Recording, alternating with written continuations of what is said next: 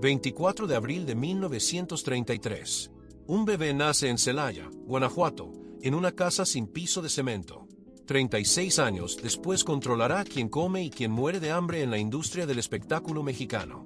A los 65 años lo cancelarán sin previo aviso y morirá solo, destruido por la cirrosis, sin que ninguno de los artistas que temblaron frente a él durante 3 décadas pronuncie una sola palabra.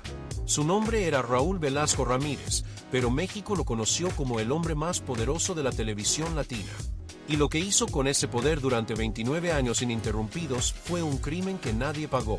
Hoy vas a descubrir 3 cosas que Televisa enterró durante 18 años. Primero, las palabras exactas que Raúl Velasco le dijo a Thalía en vivo frente a millones de televidentes en 1990. Una sola palabra que destruyó su autoestima y reveló cómo funcionaba realmente el poder en Siempre en Domingo. Segundo, el testimonio grabado de Kate del Castillo donde confirma que existía un sistema de invitaciones especiales para actrices jóvenes. ¿Cómo funcionaba la maquinaria? ¿Cuánto se pagaba? ¿Quién la operaba? Y porque Raúl Velasco, el hombre que decidía quién aparecía en cámara, nunca dijo una palabra para detenerlo. Y tercero, los documentos médicos que revelan cómo el mismo cuerpo que él usó para construir su imperio lo traicionó al final. La hepatitis que lo persiguió durante años, la cirrosis que lo destruyó y el abandono total de Televisa cuando ya no podía generar dinero. Si te vas antes del final, te pierdes la parte que conecta todo. Pero antes de contarte cómo destruyó carreras, necesitas entender cómo nació el monstruo. Porque el hombre que aterrorizó a la industria del espectáculo mexicano durante 3 décadas no nació con poder. Nació sin nada. 24 de abril de 1933, Celaya, Guanajuato. México está sangrando después de la revolución. Las ciudades grandes crecen, pero el interior sigue en la miseria. Celaya es un pueblo de tierra, maíz y hambre. Calles sin pavimentar. Casas de adobe que se caen con cada temporada de lluvias. Familias que comen frijoles 2 veces al día cuando hay suerte. En una de esas casas nace Raúl Velasco Ramírez. No Raúl Velasco Martínez como aparece en algunos documentos. Ramírez. Su madre lava ropa ajena desde antes del amanecer hasta que ya no puede ver las manchas. Cobra centavos por kilo. Sus manos están permanentemente arrugadas por el jabón y el agua fría. Su padre trabaja en lo que puede. Oficios menores. Jornales. Nada estable. La familia sobrevive, no vive. Raúl crece viendo eso. Viendo cómo tu madre envejece 10 años por cada año que pasa. Viendo cómo tu padre acepta humillaciones por un peso. Viendo cómo los ricos del pueblo los miran desde arriba. La casa donde vive Raúl no tiene baño. No tiene agua corriente. No tiene luz eléctrica hasta entrada la década de los 40. El piso es de tierra. El techo de lámina que se calienta como horno cuando sale el sol y suena como tambor cuando llueve. Las paredes de adobe se desmoronan cada año. La comida es siempre la misma. Raúl usa la misma ropa toda la semana. Los zapatos se remiendan hasta que ya no hay nada que remendar. Los pantalones tienen parches sobre parches. Las camisas pasan de hermano a hermano hasta que se deshacen. Va a la escuela con esa ropa. Siente las miradas de los otros niños. Los hijos de los comerciantes, de los dueños de tierra, de los que tienen. Escucha los susurros. Es el pobre, el que viene del lado malo del pueblo, el que no tiene. Y en algún momento de esa infancia de hambre y vergüenza, algo se planta en el corazón de Raúl Velasco. Una semilla oscura. Una promesa silenciosa que se hace a sí mismo. Nunca más voy a ser el que no tiene poder. Nunca más voy a ser el que pide. Nunca más voy a depender de nadie. Esa frase se repetirá en su cabeza durante los siguientes 73 años. Cada vez que alguien le pida algo. Cada vez que alguien dependa de él. Cada vez que tenga la oportunidad de decir que sí o que no. Esa frase estará ahí, martillando. Guarda esto porque lo vas a necesitar después. Porque cuando entiendas de dónde viene el hambre de poder de Raúl Velasco, entenderás por qué hizo lo que hizo. Porque humilló. Porque destruyó. Porque nunca soltó el control. Raúl termina la primaria.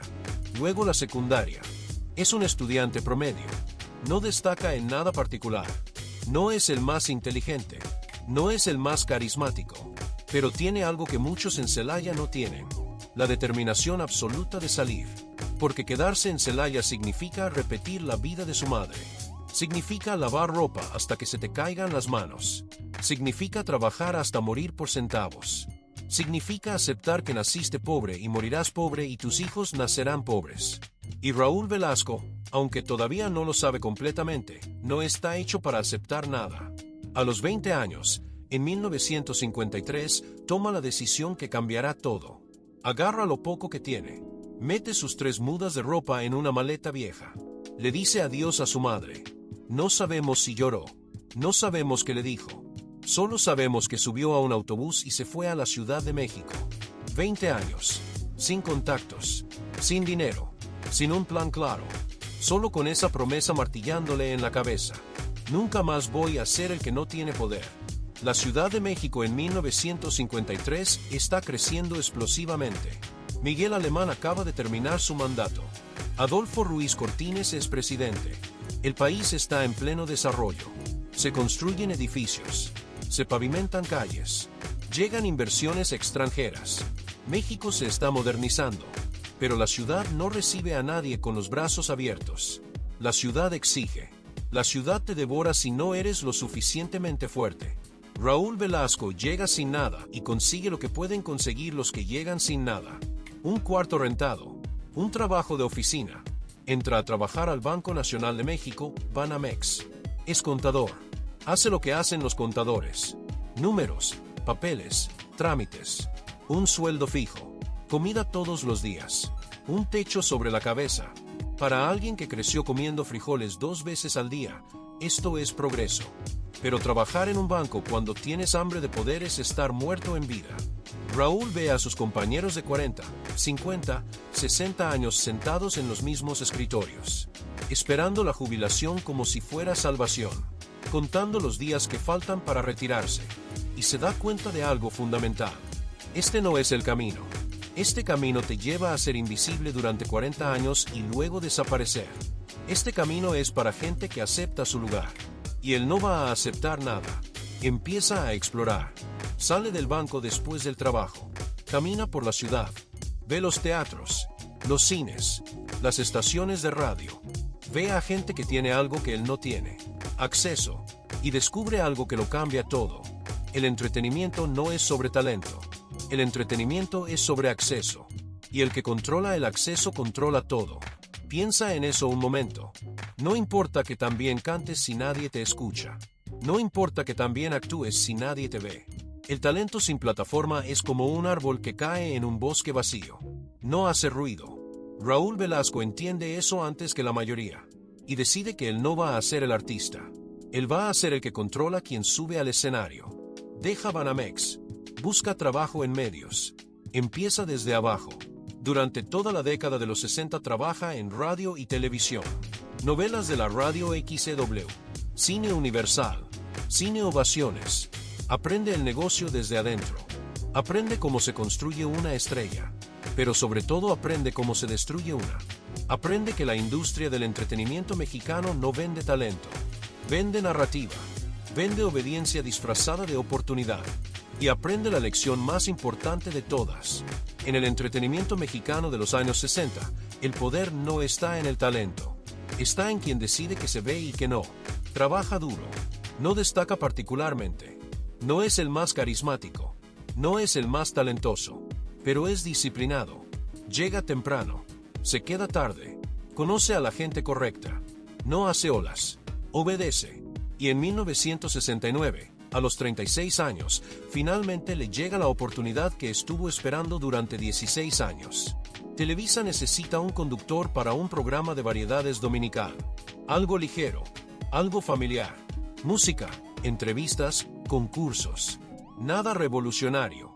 Solo entretenimiento para las familias mexicanas que se reúnen frente al televisor después de misa. Le ofrecen el puesto. Raúl acepta sin pensarlo 2 veces. Porque él sabe algo que los ejecutivos de Televisa todavía no saben. Este no es solo un programa de entretenimiento. Es una plataforma. Y las plataformas en las manos correctas se convierten en imperios.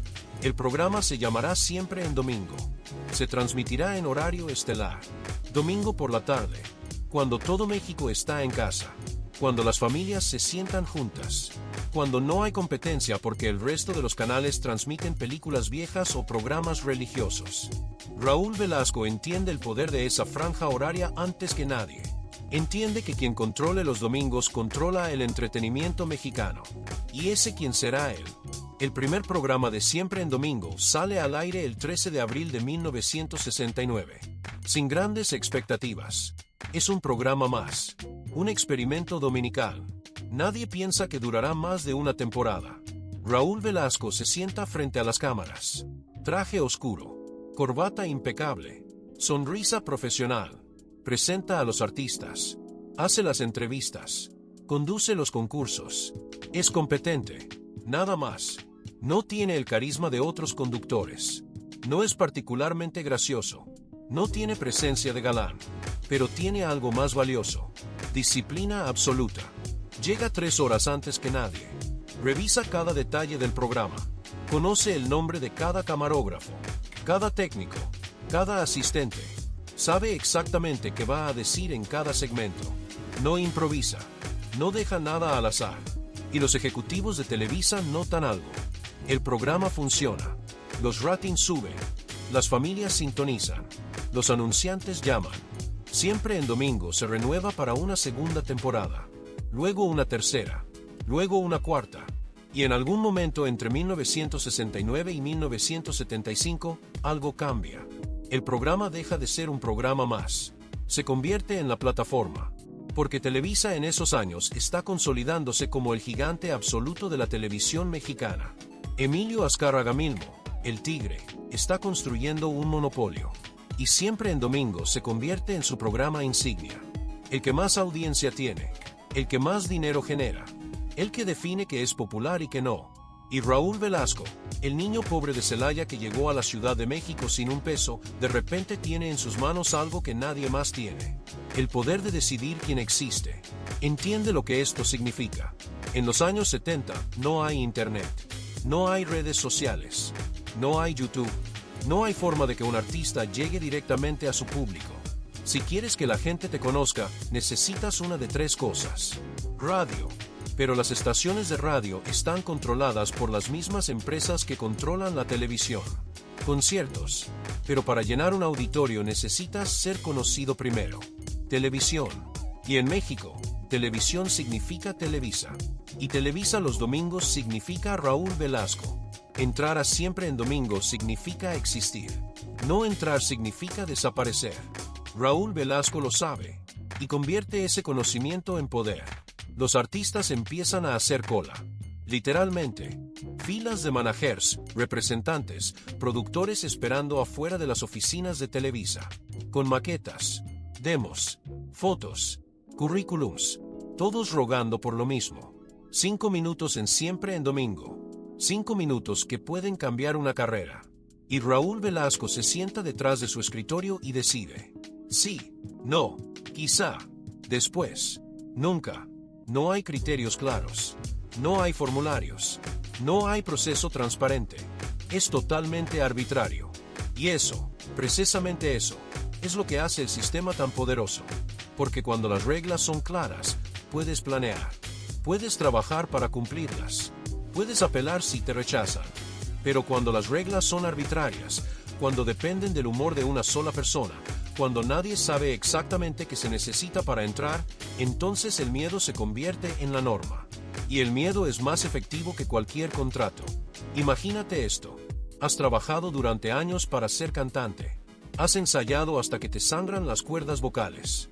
Has gastado todo tu dinero en grabar un demo. Has convencido a un productor de que apueste por ti. Y todo depende de que un señor detrás de un escritorio diga que sí. Un señor que no te conoce, que no ha escuchado tu música, que toma la decisión basándose en Dios sabe qué criterios. Miles de artistas lo vivieron durante casi 30 años. Mediados de los años 70. Siempre en Domingo lleva casi una década al aire. Y algo queda claro para toda la industria. Lo que Raúl Velasco toca se convierte en oro. Artistas desconocidos aparecen en el programa un domingo. El lunes sus discos están agotados en las tiendas. El martes están contratando giras. El miércoles son estrellas. El caso más emblemático son los artistas regionales. Cantantes de música ranchera, norteña, grupera. Que vienen de pueblos que nadie en la Ciudad de México puede ubicar en un mapa. Gente que canta en palenques, en rodeos, en plazas de toros. Raúl Velasco los pone en Siempre en Domingo. Y de la noche a la mañana, esos artistas que cantaban para 100 personas en un palenque de Sinaloa están cantando para 20 millones de personas en todo México. Joan Sebastián, Vicente Fernández, Lucha Villa, Los Bukis, Bronco, todos pasan por Siempre en Domingo. Todos deben su fama nacional a esos 5, 10, 15 minutos que Raúl Velasco les dio. Y todos lo saben. Y Raúl Velasco también lo sabe. Y ahí está el mecanismo completo. Yo te di todo. Sin mí sigues en el palenque. Sin mí nadie sabe tu nombre. Nunca lo dice explícitamente. No hace falta. El mensaje está implícito en cada presentación, en cada entrevista, en cada mención. Los años pasan. Y Siempre en Domingo se convierte en una institución. Entre 1970 y 1987, el programa alcanza números que ningún otro programa de televisión mexicana ha igualado. 25 millones de espectadores solo en México. Más de 100 millones en toda América Latina. Transmisiones en Argentina, Colombia, Venezuela, Chile, Perú. Artistas internacionales pidiendo aparecer. Porque Siempre en Domingo no solo da acceso a México, da acceso a todo el mercado latino. Raúl Velasco tiene 49 años y está en la cúspide absoluta de su poder. Siempre en Domingo lleva 13 años al aire sin interrupción. Los números son apabullantes. El programa de mayor audiencia en la historia de la televisión mexicana. Más de 500 artistas han pasado por su escenario. Decenas de carreras lanzadas desde cero. Control absoluto sobre quien tiene acceso a la plataforma más grande del entretenimiento latino. Raúl Velasco no solo conduce un programa, es el programa. Sin él, Siempre en Domingo no existe. Los ejecutivos lo saben, los artistas lo saben, el público lo sabe. Emilio Azcárraga mismo, el Tigre, el presidente de Televisa, el hombre más poderoso de la televisión mexicana, trata a Raúl Velasco con un respeto que no le da a nadie más. Porque Raúl Velasco le genera millones. Porque Raúl Velasco es la gallina de los huevos de oro. Porque sin Raúl Velasco, los domingos de Televisa son un desierto. Raúl tiene 49 años y ha cumplido la promesa que se hizo a sí mismo cuando tenía 20 y llegó a la Ciudad de México sin nada. Nunca más voy a ser el que no tiene poder. Ya no es el niño pobre de Celaya. Ya no es el empleado de Banamex que soñaba con algo más grande. Es Raúl Velasco, el dueño de los domingos, el que decide quién existe y quién no. Pero hay un problema con el poder absoluto. Un problema que Raúl Velasco está a punto de descubrir de la forma más brutal posible. Porque cuando tienes tanto poder que nadie puede detenerte, cuando tus decisiones no tienen consecuencias, cuando puedes hacer lo que quieras sin que nadie te cuestione, algo terrible pasa. Pierdes el límite entre usar el poder y abusar de él. Y aquí es donde la historia se oscurece. Estamos en 1982. Raúl Velasco lleva 13 años conduciendo Siempre en Domingo. Ha construido su imperio. Tiene control absoluto. Y está a punto de mostrarle a todo México hasta dónde llega ese control. 17 de enero de 1982. Domingo por la tarde. Millones de familias mexicanas están frente al televisor. Es el ritual de siempre. Siempre en Domingo se transmite en vivo. Ese día hay un concurso de talento. Varios cantantes compitiendo. Uno de ellos es un joven llamado Fernando Villares, conocido artísticamente como El Zorro. Fernando tiene 28 años. Ha estado trabajando durante años para llegar hasta aquí. Ha cantado en bares, en fiestas, en cualquier lugar que le paguen algo. Es bueno, tiene voz, tiene carisma, tiene todo lo que se necesita para triunfar. Solo necesita una oportunidad. Y ese domingo, en Siempre en Domingo, tiene esa oportunidad. Fernando sube al escenario, canta, lo hace bien, el público aplaude, los otros jueces deliberan. Todo parece ir bien. Y entonces Raúl Velasco toma el micrófono. Lo que pasa a continuación será recordado como uno de los momentos más crueles de la televisión mexicana. Raúl Velasco descalifica a Fernando Villares. En vivo. No después del programa. No en privado. No con una explicación coherente. Lo descalifica en vivo frente a millones de personas. Las palabras exactas varían según las fuentes. Pero el mensaje es claro. Fernando Villares no cumple con los estándares. No puede continuar. Está fuera. Fernando está en el escenario. Las cámaras lo enfocan. Su rostro pasa de la confusión a la vergüenza. Intenta decir algo. Raúl Velasco no le da oportunidad. Corte a comerciales. Piensa en eso un momento. Has trabajado durante años para llegar a ese escenario. Has ensayado hasta quedarte sin voz. Has gastado todo tu dinero en el traje que llevas puesto. Has traído a tu familia para que te vea triunfar. Y en 45 segundos, frente a 25 millones de personas, te destruyen. No con crítica constructiva. No con una evaluación profesional. Con humillación pública. Y lo peor, no puedes defenderte. No tienes micrófono. No tienes poder. Solo puedes bajar del escenario con la cola entre las patas mientras millones de personas te miran. Amparo Rubín, manager de Fernando Villares, contará años después que esa noche cambió la vida de Fernando para siempre. Que nunca se recuperó del golpe. Que su carrera murió ese domingo. Que el talento no importó. Que la preparación no importó. Que nada importó, excepto el capricho de un hombre con micrófono. Pero aquí está lo verdaderamente revelador. No hubo consecuencias. Cero. Los ejecutivos de Televisa no dijeron nada. Los medios no cuestionaron nada. El público no protestó. Porque en 1982, Raúl Velasco es intocable. Y todos lo saben. Los artistas que vieron esa transmisión entendieron el mensaje perfectamente. Esto es lo que pasa cuando no le caes bien a Raúl Velasco. Esto es lo que pasa cuando lo contradices. Esto es lo que pasa cuando te sales de la línea. Te destruye en vivo frente a millones. Y nadie hace nada. La historia de Fernando Villares es solo la que quedó grabada.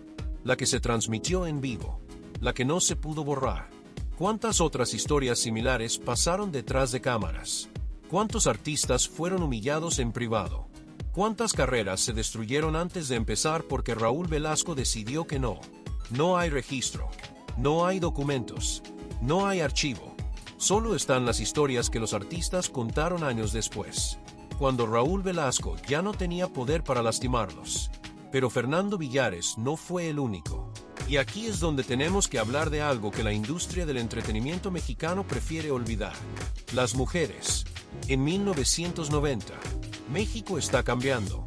Hay nuevas estrellas, nueva música, nuevas caras. Una de ellas es Thalía. Tiene 19 años. Acaba de salir del grupo Timbiriche. Está empezando su carrera como solista. Es hermosa, tiene talento, tiene todo el potencial para convertirse en una superestrella. Y sabe que necesita aparecer en Siempre en Domingo. Thalía va al programa, canta, lo hace bien. El público aplaude. Todo parece estar yendo perfecto. Y entonces Raúl Velasco abre la boca. Una palabra. Una sola palabra que quedará grabada en la memoria de Thalía para siempre. Corrientota. Raúl Velasco llama a Thalía Corrientota en televisión nacional. Frente a millones de personas. Como si fuera una broma. Como si fuera aceptable. Thalía tiene 19 años. Es una adolescente. Y el hombre más poderoso de la televisión mexicana la insultó frente a todo el país. Ella sonríe, porque en esa televisión, sonreír era sobrevivir. Porque contradecir a Raúl Velasco significaba no volver. Porque necesitaba esa plataforma para existir. Pero esa palabra se quedó con ella. Corrientota. Una palabra que define clase, que define jerarquía, que dice te permito estar aquí, pero recuerda quién decide si eres digna. Y Thalía no fue la única. Isabel Lascurain del grupo Pandora estaba en un avión. Raúl Velasco se le acercó, frente a todos los pasajeros, y le dijo algo que ella nunca olvidaría. Si no bajas de peso, no vuelves a salir en televisión. En un avión, en público, como si su cuerpo fuera algo que él tuviera derecho a juzgar. Como si el peso de una mujer fuera más importante que su talento. Tatiana tenía 22 años cuando Raúl Velasco le entregó en vivo una tarjeta de un nutriólogo. En televisión nacional, diciéndole sin palabras que estaba gorda, que su cuerpo no era aceptable. El grupo Bronco, Raúl Velasco los llamó públicamente feos pero con suerte. Como si su aspecto físico importara más que su música. Y a Lupe Esparza le preguntó en vivo si se había disfrazado de gorila, comparándolo con un animal. Cepillín, el payaso que se convirtió en cantante, contó en una entrevista en 2019 algo escalofriante. Una vez llegué 2 minutos tarde a un ensayo. 2 minutos. Raúl no me dijo nada ese día. Pero pasaron 6 meses antes de que me volviera a invitar. 6 meses de castigo por 2 minutos de retraso. Sin advertencia. Sin explicación. Sin oportunidad de disculparse. Solo silencio. Marco Antonio Muñiz, cantante con décadas de carrera, dijo algo que resume todo el sistema. Raúl podía hacer que tu carrera volara o que se estrellara. Y nunca sabías cuál de las dos iba a elegir hasta que ya era demasiado tarde. ¿Por qué hacía esto Raúl Velasco? Porque el poder sin límites corrompe completamente. Porque cuando vienes de la nada, cuando arrancaste tu poder del hambre y el miedo, cada acto de humillación es una forma de recordarte a ti mismo que ya no eres el niño pobre de Celaya. Cada vez que destruyes a alguien, te demuestras que tienes poder. Cada vez que humillas a alguien en público, te recuerdas que ya no eres el que puede ser humillado. Cada insulto es una forma de decir, yo soy el que manda. Pero lo que pasó con las mujeres fue más oscuro todavía, porque las humillaciones públicas eran solo la superficie. Debajo había algo mucho más siniestro. Y aquí llegamos a la segunda revelación que te prometí, la que Televisa nunca quiso que se supiera. En 2019, Kate del Castillo participa en un documental y dice algo que sacude a todo México. Sus palabras exactas: me invitaban a entretener a ejecutivos. Si decías que no, había consecuencias profesionales. Entretener a ejecutivos. Kate del Castillo no lo dijo en secreto, lo dijo en cámara, en un documental que millones vieron. Y no fue la única. Alejandra Ábalos confirmó públicamente que existía un sistema de invitaciones especiales para actrices jóvenes. Dijo que había precios específicos. Hasta $1,000,000 en los años 80. $1,000,000. Piensa en eso. Era más de lo que la mayoría de las actrices ganaban en un año entero. Marisol Santa Cruz lo llamó diferente. Invitaciones para ser dama de compañía. Y agregó algo devastador. El favoritismo laboral estaba directamente relacionado. Eso significa que si participabas, conseguías mejores papeles, más apariciones en Siempre en Domingo. Si no participabas, te quedabas invisible. Mario Besares, productor de Televisa durante 28 años, resumió todo el sistema en 5 palabras que dijo públicamente: el burdel más grande de México. Así llamó a Televisa, en público, en entrevista grabada. Y agregó algo que hace que todo esto sea aún peor. El sistema era conocido internamente. Todo el mundo sabía. Todo el mundo sabía. Los productores sabían. Los directores sabían. Los ejecutivos sabían. Y Raúl Velasco, el hombre que controlaba cada segundo de Siempre en Domingo, el hombre que decidía quién aparecía en pantalla, no sabía. No hay evidencia de que Raúl organizara ese sistema. Pero lo que sí sabemos es esto. Raúl decidía que mujeres aparecían en pantalla. Decidía quién recibía primeros planos, quién brillaba, quién se hacía visible. Y esas mujeres que él ponía en cámara eran las que después recibían las invitaciones especiales. Durante 29 años trabajó en Televisa. Durante 29 años vio ese sistema operar. Y durante 29 años nunca dijo una palabra pública para detenerlo. Porque había algo que Raúl Velasco entendía perfectamente. Denunciar el sistema le hubiera costado todo. Su trabajo, su poder, su carrera. Y Raúl Velasco no estaba dispuesto a pagar ese precio. Así que cayó, como callaron todos. Hasta que finalmente, años después de su muerte, las víctimas empezaron a hablar. Y el mundo descubrió que Siempre en Domingo no era solo entretenimiento familiar. Era parte de algo mucho más oscuro. Pero antes de contarte cómo terminó todo esto, necesitas saber algo más. Algo que revela quién era realmente Raúl Velasco cuando tenía que elegir. Finales de los años 80. Juan Gabriel es el artista más grande de México. Sus discos venden millones. Sus conciertos llenan estadios. Y Siempre en Domingo es su casa. Pero hay un problema. Emilio Azcárraga Milmo, el Tigre, el dueño absoluto de Televisa, no quiere a Juan Gabriel en su televisora. La razón, su comportamiento, su forma de moverse, su expresión. El Tigre no lo dice directamente, pero todos en Televisa entienden perfectamente que le molesta de Juan Gabriel. Y le da una orden directa a Raúl Velasco. Sácalo del programa. Raúl Velasco recibe la orden. Escucha al hombre más poderoso de México. Sabe perfectamente lo que le están pidiendo. Vetar al artista más importante del país. Y Raúl tiene que decidir, obedecer como ha obedecido durante 20 años, o hacer algo que nunca ha hecho, desobedecer. Y entonces pasa algo que nadie esperaba. Un domingo, en vivo, frente a 40 millones de mexicanos, Raúl Velasco dice estas 7 palabras. En Siempre en Domingo no programo secos, programo talentos. 7 palabras que son una defensa pública de Juan Gabriel. 7 palabras que desafían directamente al dueño de Televisa. 7 palabras que le están diciendo al tigre, en vivo, frente a todo México, no voy a obedecer esta orden. Juan Gabriel siguió en el programa durante años. Y cuando finalmente dejó de aparecer, no fue por orden de Raúl. Fue decisión del propio Juan Gabriel. Y cuando le preguntaron por qué, Juan Gabriel dijo públicamente, Televisa no me vetó. Yo veté a Televisa. Raúl Velasco defendió a Juan Gabriel en público. Desafió al tigre. Arriesgó su relación con el hombre más poderoso de México. Pero nunca defendió a las actrices que desaparecían después de rechazar invitaciones. ¿Por qué? Porque defender a Juan Gabriel no le costaba nada. Los ratings subían. El público lo amaba más. Pero denunciar el sistema de explotación le hubiera costado todo. Y ahí está la verdad sobre Raúl Velasco. No era un monstruo. Era algo más común y más peligroso. Era un hombre que usaba su poder cuando le convenía. Y lo guardaba cuando le costaba. Ahora entiende por qué las humillaciones públicas eran solo parte del sistema. Porque el verdadero poder de Raúl Velasco no estaba en lo que decía en cámara. Estaba en lo que callaba detrás de ella. Los años siguen pasando. Raúl Velasco sigue conduciendo. El imperio sigue creciendo. Los domingos de México le pertenecen. Pero algo está cambiando. Algo que Raúl Velasco no puede controlar. En 1994, México entra en crisis. Crisis económica. Crisis política. Asesinatos de candidatos presidenciales. El país está convulsionado. Y la televisión empieza a cambiar también. Llega MTV. Llegan canales de cable. Llegan nuevas opciones. El monopolio de Televisa empieza a agrietarse. Los artistas jóvenes ya no ven a Siempre en Domingo como la única puerta.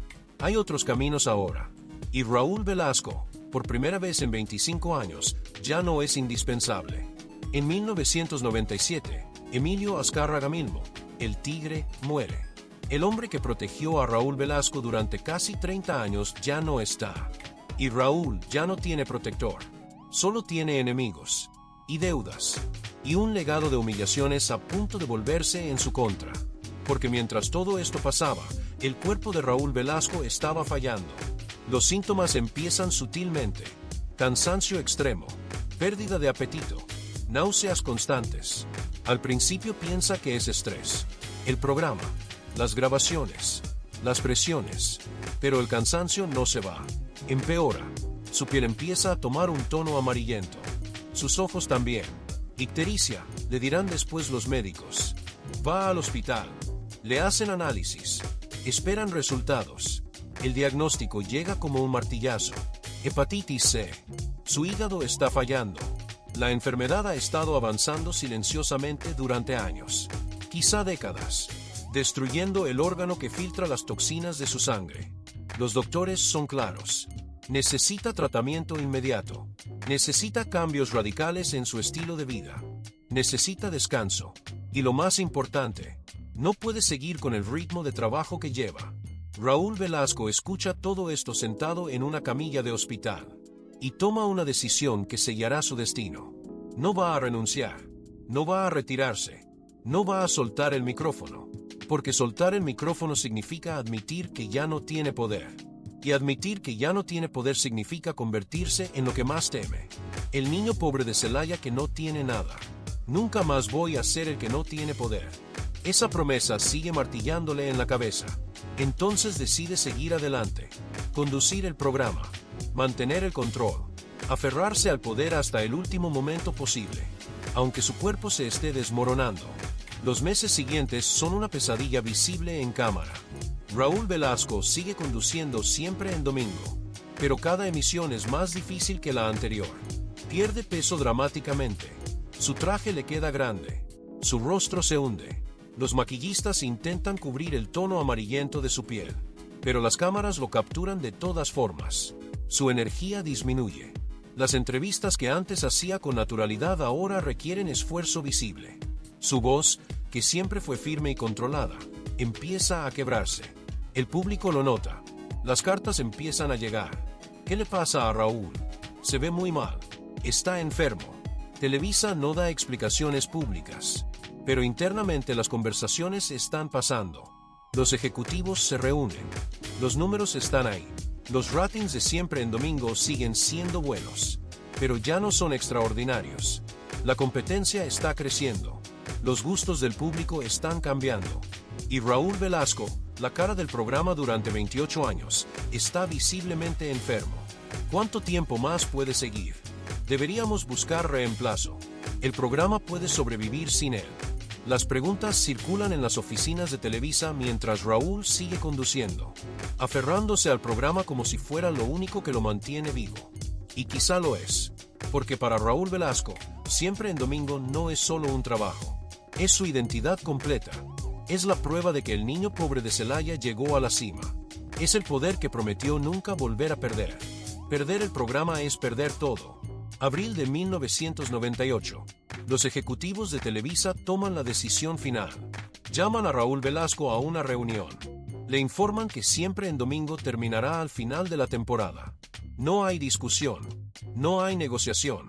No hay espacio para apelar. La decisión está tomada. 28 años. 1.456 emisiones. Terminan con una notificación de 15 minutos en una oficina corporativa. La última emisión de Siempre en Domingo se transmite en abril de 1998. Raúl Velasco intenta mantener la compostura durante todo el programa. Presenta a los artistas como siempre. Conduce los segmentos como siempre. Hace las entrevistas como siempre. Pero al final, cuando llega el momento de la despedida, algo se quiebra. Su voz tiembla. Sus ojos se humedecen. Intenta decir algunas palabras sobre el legado del programa, sobre los 28 años, sobre el público fiel. No puede terminar las frases. Dice gracias y se queda en silencio. Las cámaras hacen un fade out. Negro. Se acabó. Y lo que pasó después es la parte más cruel de toda esta historia. Los días siguientes son extraños. Raúl Velasco se despierta en su casa sin tener que ir a Televisa. Sin ensayos. Sin grabaciones. Sin programa. Por primera vez en 28 años, los domingos son solo domingos. No recibe llamadas de los ejecutivos. No recibe ofertas de otros proyectos. No hay planes para un homenaje especial. No hay programa de despedida extendido. Solo silencio. Televisa ya está planeando qué poner en el horario dominical. Nuevos programas. Nuevos conductores. Nueva era. Raúl Velasco es historia. Y la historia en televisión se olvida rápido. Los artistas que lanzó al estrellato no lo llaman. Los que temblaron frente a él durante décadas no preguntan cómo está. Los que le debían sus carreras no dicen una palabra. Porque ahora Raúl Velasco ya no tiene nada que ofrecerles. Ya no controla el acceso. Ya no decide quién existe. Ya no tiene poder. Y si Raúl Velasco no tiene poder, entonces Raúl Velasco no existe. La frase que él usó durante casi 30 años se invierte. Si Raúl Velasco no te quiere, no existes. Pero ahora, si el sistema no te quiere, no existes. Y el sistema ya no quiere a Raúl Velasco. Intenta generar proyectos. Propone nuevos programas. Ofrece su experiencia como consultor. Televisa no responde. Busca espacios en otros canales. TV Azteca. Canales locales. Toca puertas. Hace llamadas. Nadie está interesado. Porque en el entretenimiento, como en pocas industrias, solo importas mientras generas dinero. Cuando dejas de ser rentable, cuando tu salud te hace poco confiable, cuando tu era ya pasó, desapareces. No importa cuánto hayas dado. No importa cuántos años de servicio. No importa el legado. Solo importa el presente. Y en el presente, Raúl Velasco ya no sirve. Los años entre 1998 y 2006 son un descenso lento y doloroso. La hepatitis se sigue destruyendo su hígado. Los tratamientos son agresivos. Quimioterapia. Medicamentos experimentales. Transfusiones. Nada funciona a largo plazo. Su cuerpo se deteriora mes tras mes. Pierde más peso. Su piel se vuelve más amarilla. Su energía desaparece casi por completo. La hepatitis se evoluciona a cirrosis hepática. El hígado está tan dañado que ya no puede regenerarse. Los médicos le dan opciones cada vez más limitadas. Hay días que no puede levantarse de la cama. Hay semanas que no sale de su casa. Pero lo que lo destruye más que la enfermedad es el abandono. El hombre que fue adorado por millones, que recibió premios y reconocimientos, que tuvo a la industria completa a sus pies, ahora vive en un silencio absoluto. No hay llamadas de colegas. No hay visitas de ejecutivos de Televisa. No hay entrevistas en otros programas preguntando por su opinión sobre la industria actual. Simplemente dejó de importar. Se muda entre la Ciudad de México y Acapulco, lejos del bullicio, lejos de Televisa, lejos de todo lo que fue su vida durante 40 años. Pasa sus días viendo el océano, recordando lo que fue. El contraste es devastador.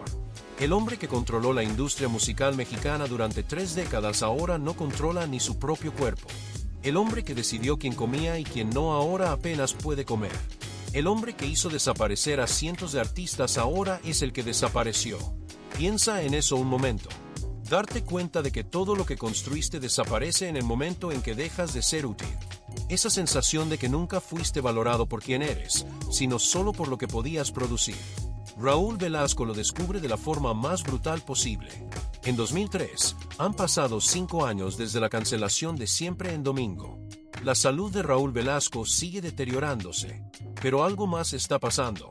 Las historias empiezan a salir, no como denuncias formales, no como juicios, sino como relatos sueltos. Artistas que ya no tienen miedo empiezan a hablar. Las humillaciones, los vetos inexplicables, los domingos que parecían oportunidades y terminaron siendo castigos. Raúl no responde, no da entrevistas aclaratorias, no escribe memorias para justificar su versión. Elige el mismo recurso que había exigido a otros durante años. El silencio. Pero esta vez el silencio no protege. Aísla. En privado, quienes lo rodean notan un cambio. Ya no da órdenes. Recuerda. Habla del pasado como quien intenta convencerse de que todo tuvo sentido, que fue necesario, que así funcionaban las cosas, que era otra época. Pero el tiempo no absuelve, solo pone distancia. En 2005, la cirrosis está en etapa avanzada. El abdomen de Raúl Velasco se hincha con líquido. Ascitis, le llaman los médicos. El hígado ya no puede filtrar. Las toxinas se acumulan en su sangre. Empieza a tener episodios de confusión mental. Encefalopatía hepática. El amoníaco que el hígado debería eliminar llega al cerebro. Hay días que no reconoce a las personas. Hay momentos que olvida dónde está. El hombre que siempre tuvo control absoluto de su mente ahora la está perdiendo. Los tratamientos se vuelven más invasivos, más dolorosos, más desesperados. Los médicos son honestos. No hay mucho más que puedan hacer. El daño es irreversible. Es cuestión de tiempo. Raúl Velasco tiene 72 años. Su cuerpo está destruido. Su carrera terminó hace 7 años. La industria que dominó lo ha olvidado completamente. Y entonces llega el año 2006. Enero, febrero, marzo. Cada mes es peor que el anterior. Raúl Velasco está en Acapulco, en una casa frente al mar, con su familia. Pero emocionalmente está solo. Porque la soledad no es sobre cuánta gente te rodea. Es sobre cuánta gente realmente te ve. Y nadie ve a Raúl Velasco. Ven a un hombre enfermo. Un hombre que fue poderoso. Un hombre que tuvo su momento. Pero no lo ven a él. Abril, mayo, junio. Los días se mezclan. El dolor es constante. Los medicamentos apenas lo controlan. Julio, agosto, septiembre. La piel amarilla. Los ojos amarillos. El cuerpo hinchado. La mente confusa. Octubre. Las hospitalizaciones se vuelven más frecuentes. Entra al hospital. Sale. Vuelve a entrar. Cada vez es más difícil estabilizarlo. Noviembre de 2006. Raúl Velasco está en casa. En Acapulco. Sabe que no le queda mucho tiempo. Su familia lo sabe. Los médicos lo saben. El hígado está fallando completamente. Los riñones empiezan a fallar también. El cuerpo se está apagando sistema por sistema. 26 de noviembre de 2006. Domingo. Qué irónico. El hombre que fue dueño de los domingos durante 28 años muere un domingo. No hay detalles públicos sobre sus últimas horas. No hay declaraciones dramáticas. No hay escena de despedida emotiva. Solo un cuerpo que ya no puede más. Y un hombre que finalmente deja de luchar. Raúl Velasco Ramírez muere a los 73 años en Acapulco, Guerrero, por complicaciones de cirrosis hepática secundaria a hepatitis C. La noticia se difunde rápido. Los medios reportan obituarios breves, recapitulaciones de su carrera. Muere Raúl Velasco, legendario conductor de Siempre en Domingo. Fallece el hombre que dominó la televisión mexicana durante casi 3 décadas. Raúl Velasco, el conductor que lanzó a las estrellas más grandes de México. Los titulares son respetuosos, genéricos, cuidadosamente editados. No mencionan las humillaciones, no mencionan los vetos, no mencionan el sistema, no mencionan nada que pueda manchar el legado. Porque cuando alguien tan poderoso muere, México hace lo que siempre hace. Simplifica. Recuerda lo bueno, olvida lo incómodo. Los artistas empiezan a dar declaraciones. Algunos por teléfono, otros por escrito. Fue una figura importante en la televisión mexicana. Abrió muchas puertas. Siempre lo recordaremos. Frases genéricas, políticamente correctas, vacías de emoción real. Nadie dice más. Nadie cuenta las historias completas. Nadie habla de los vetos. Nadie menciona el miedo. Nadie reconoce el sistema de control que operó durante décadas. Solo frases de condolencia. Y después silencio nuevamente. Vicente Fernández da una declaración breve. Fue un gran impulsor de la música mexicana. Que descanse en paz. Juan Gabriel no dice nada públicamente en ese momento. El hombre a quien Raúl defendió cuando el Tigre lo quiso vetar guarda silencio. Thalía, la mujer a quien llamó corrientota en televisión nacional, tampoco dice nada. Los miembros de Pandora, de Bronco, de todos los grupos que temblaron frente a él, callan. El silencio es ensordecedor. El funeral se lleva a cabo en la Ciudad de México. No es un evento masivo. No hay transmisión en vivo. No hay homenaje en Televisa. Asisten familiares, algunos amigos cercanos, algunos colegas que sintieron la obligación de aparecer. Televisa emite un comunicado. 3 párrafos. Profesional. Distante. Televisa lamenta el fallecimiento de Raúl Velasco, conductor de Siempre en Domingo durante 28 años. Sus contribuciones a la televisión mexicana fueron invaluables. Enviamos nuestras condolencias a su familia. Eso es todo. 28 años de generar millones para la empresa. Y reciben 3 párrafos. No hay placa conmemorativa en las instalaciones de Televisa. No hay estatua. No hay sala con su nombre. No hay nada que indique que el hombre más poderoso de la televisión mexicana trabajó ahí durante casi 3 décadas. Los días pasan. Las semanas pasan. Los meses pasan. La vida continúa. La televisión continúa. Los domingos continúan. Y Raúl Velasco desaparece de la memoria colectiva casi tan rápido como desaparecieron los artistas que él vetó. 2007, 2008, 2009, los años pasan. Y cada vez se habla menos de Raúl Velasco. Las nuevas generaciones no saben quién fue. Los que lo recuerdan prefieren no hablar de él. Se vuelve una figura incómoda del pasado. Porque México cambió. La televisión cambió. Las audiencias cambiaron. Y el sistema que Raúl Velasco representaba ya no es aceptable. Pero aquí está la verdad que nadie quiere decir. El sistema no desapareció. Solo cambió de rostro. Todavía hay ejecutivos que deciden carreras con caprichos. Todavía hay productores que exigen sumisión. Todavía hay plataformas que funcionan como aduanas. El método sigue vivo. Solo tiene nombres diferentes. En 2010, empiezan a aparecer más testimonios. Artistas que antes callaban ahora hablan. Isabel Lascurain cuenta en una entrevista la presión constante sobre su peso. Era humillante. Sentías que tu valor como artista dependía de la báscula. Cepillín habla de los 6 meses de castigo por llegar 2 minutos tarde.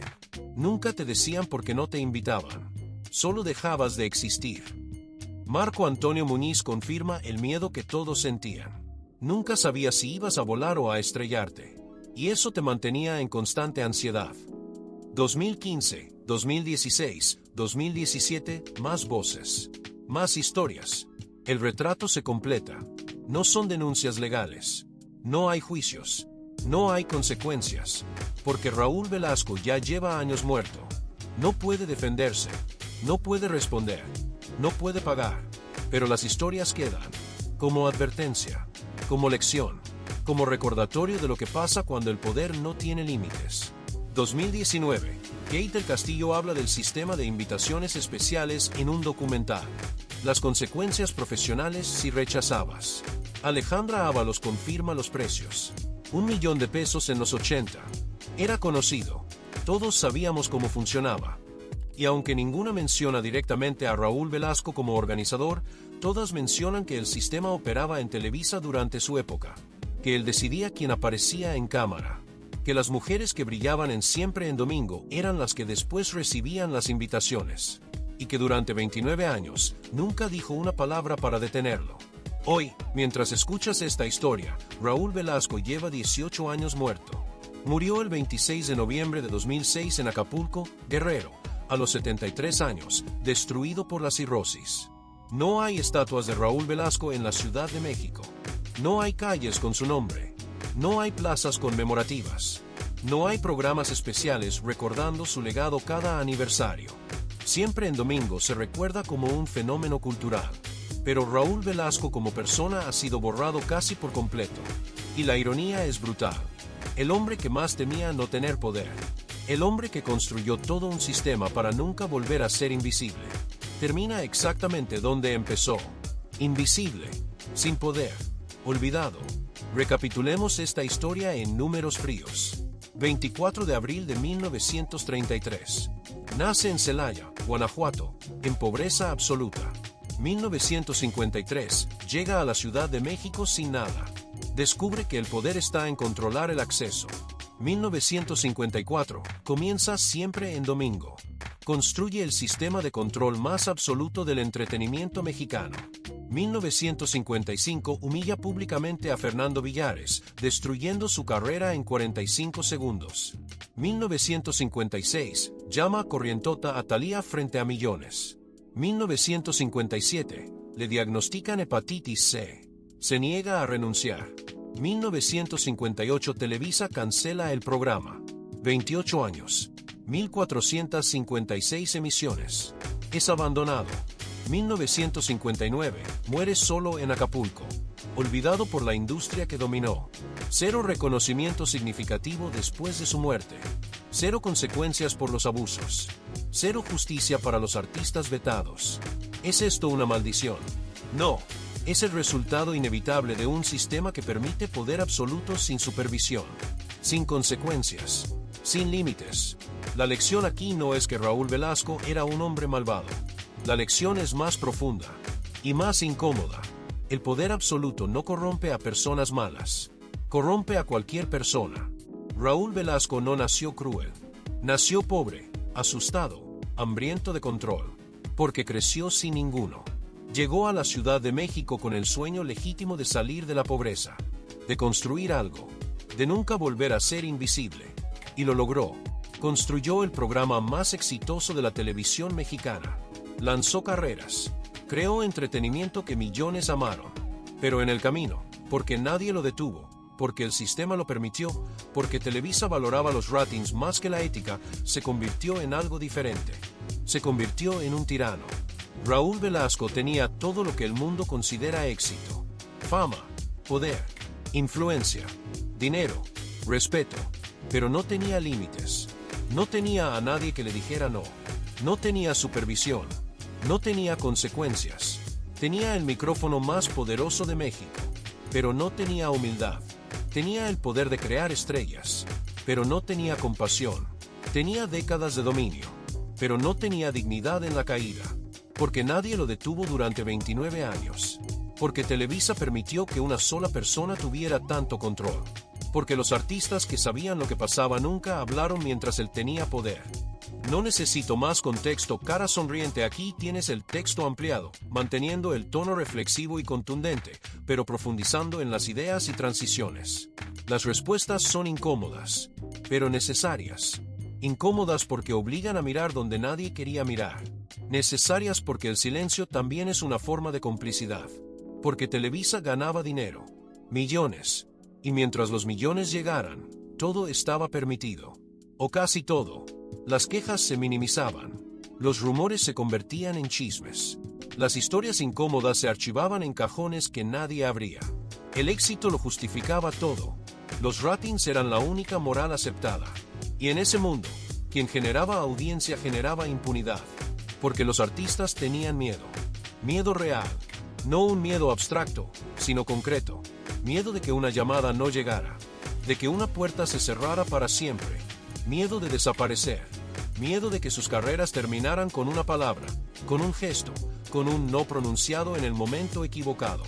En una industria donde una sola pantalla concentraba el poder, quedar fuera era quedar en la sombra. Porque el público no sabía, o no quería saber. Prefería ver el espectáculo sin hacer preguntas incómodas. Prefería el brillo del escenario, la música, las luces, los aplausos. Prefería creer en el cuento de hadas del éxito inmediato. Y cuando alguna historia oscura asomaba, era más fácil cambiar de canal que cuestionar el sistema que sostenía el entretenimiento de cada domingo. Y porque el sistema no solo permitió a Raúl Velasco, lo creó, lo alimentó, lo protegió, lo convirtió en institución. Le dio el trono y le enseñó que desde ahí podía decidir quién subía y quién bajaba, quién existía y quién desaparecía, hasta que dejó de ser rentable. Y entonces lo desechó como basura, sin ceremonia, sin lealtad, sin memoria. El verdadero villano de esta historia no es solo Raúl Velasco, es el sistema que lo convirtió en un dios. Y luego lo abandonó cuando ya no generaba dinero. Las mismas personas que se beneficiaron de su trabajo durante décadas lo borraron apenas murió. La misma industria que construyó sobre su espalda lo olvidó como si nunca hubiera existido. Como si fuera un error administrativo que convenía eliminar del archivo histórico. Y todos siguieron adelante como si nada hubiera pasado. Como si 29 años de Siempre en Domingo fueran solo un programa más. Como si Raúl Velasco fuera solo otro conductor reemplazable. Como si 3 décadas de influencia cultural pudieran reducirse a una nota breve en la sección de espectáculos. Esa es la revelación final. El poder es una ilusión.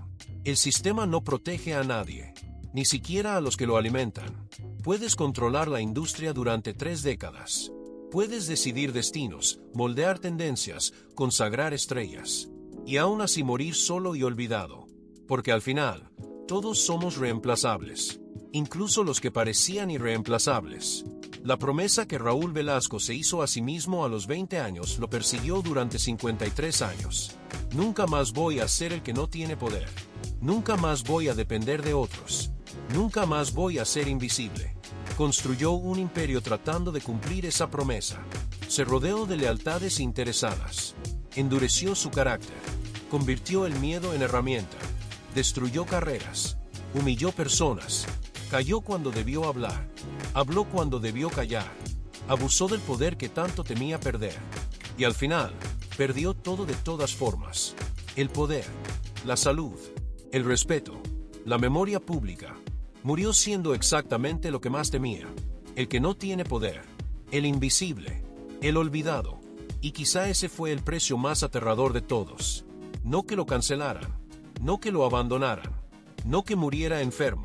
Sino que todo por lo que luchó, todo lo que construyó, todo lo que sacrificó, desapareció en el momento en que dejó de respirar, como si nunca hubiera importado, como si el aplauso fuera un contrato que expira con la vida. Hoy, 18 años después de su muerte, la pregunta sigue abierta. ¿Cuántas carreras fueron moldeadas por el miedo? ¿Cuántas decisiones se tomaron bajo presión?